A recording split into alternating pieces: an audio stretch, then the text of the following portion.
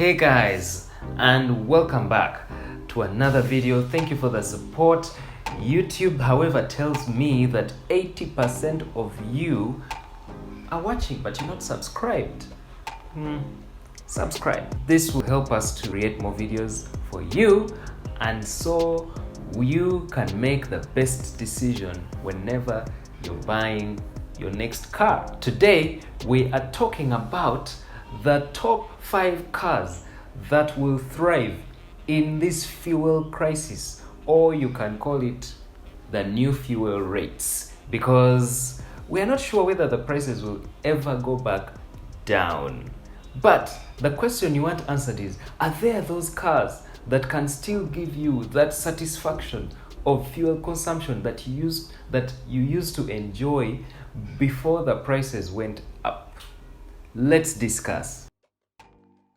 Now, starting from number 5 is any car that is 1 liter to 1.5 liter or 1000 cc to 1500 cc. However, I would recommend you get something of 1.3 liters and to 1.5 liter, because the 1000 cc engine is pretty weak. It might be fuel efficient but pretty weak, and our kind of conditions, we like to give people lifts, we like to have the car full of people and drive to Entebbe or these different places where we can hang, and sometimes that small engine will struggle and you may not exactly enjoy the fuel efficiency. So our kind of road conditions, which have stop and go traffic, humps, you just drive for a short distance, then before you know it, you find a hump, that kind of scenario, the smaller engine of 1.3 liter to 1.5 liter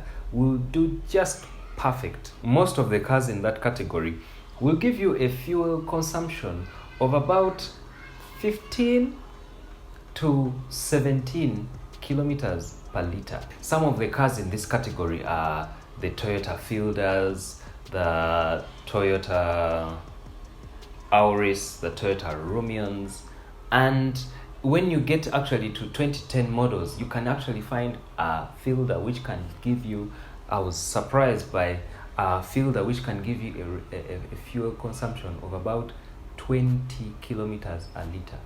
For a 1.5 liter vehicle, that's a very good fuel consumption. And if you buy the hybrid version of the Fielder, which you'll find I think from around 2015, you're looking at a fuel consumption of over 30 kilometers a liter.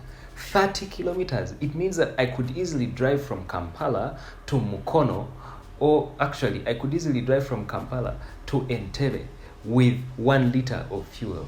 How crazy is that?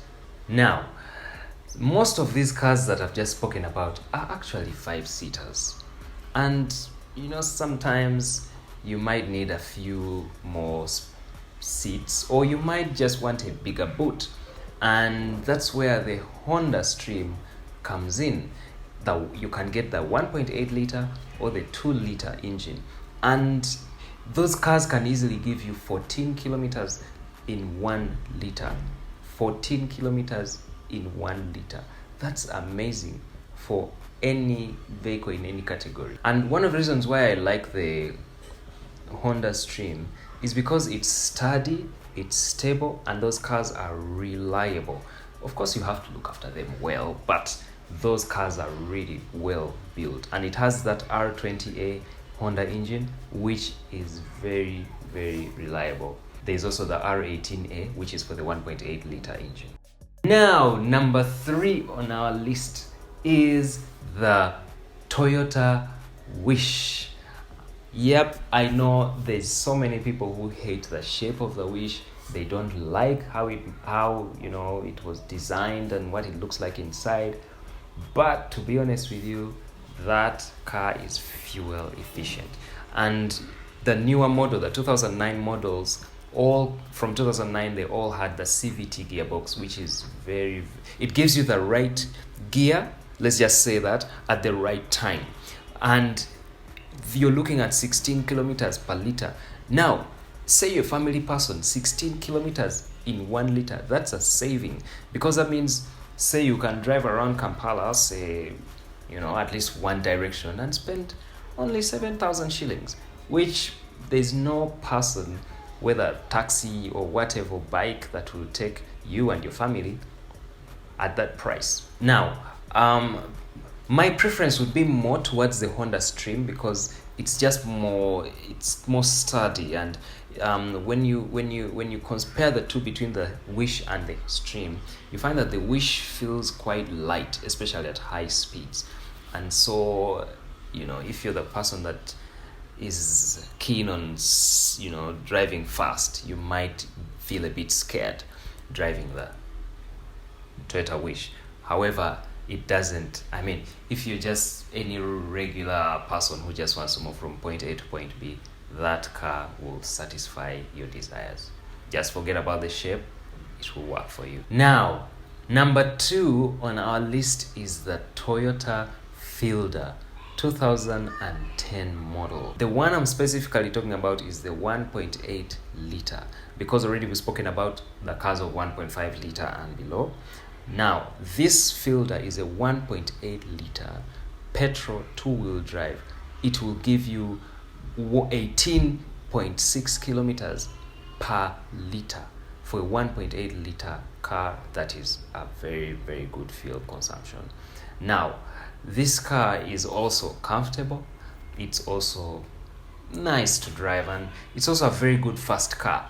If you're getting into driving and you're looking for a car which will work for you quite well, Toyota Fielder 2010. Now, some of you might say, come on, I drive a RAV4, I drive a Harrier, I drive a maybe Sportback, or maybe a Benz or something.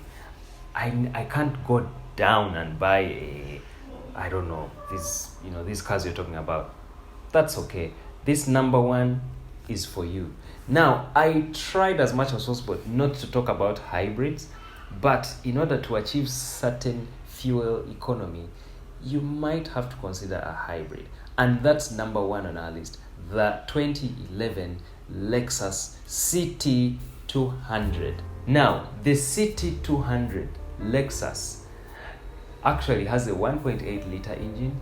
It comes with all those Lexus niceties like leather seats, nice, everything is in lovely quality, and it just looks sleek, elegant, and it's a hybrid. So as much as your car looks beautiful and people think you're spending a lot of money on fuel, you're actually spending only 1 liter of fuel for every 34 kilometers.